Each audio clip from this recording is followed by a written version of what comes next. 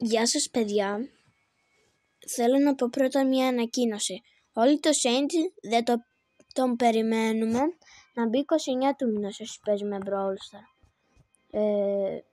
Αλλά έγινε κάτι και οι Supercell αποφάσισαν να τον βάλουν 28 του μηνός, δηλαδή σε 2 μέρες. Και εγώ τώρα με τον φίλο μου, αυτός εδώ, μιλούσαμε στο τηλέφωνο και βλέπουμε στα leaderboards. Πρώτον, ο Hero έχει αλλάξει το όνομά του σε Naz Pets, έχει αλλάξει και club, είναι ό,τι να είναι. Μετά πήγαμε σε αυτόν που είναι ο καλύτερος στο Moi. Πρώτον, τον πήγε 23.000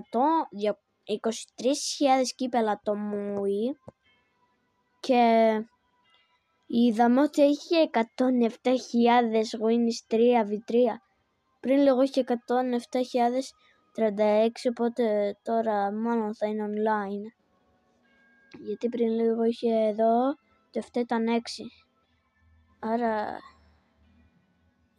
θα έπαιξε κανένα μάτς και θα νίκησε.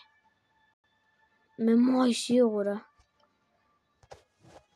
Ναι, από αυτό έχω να σας πω και πάμε. Bye bye. Άντε κλείσε καλέ.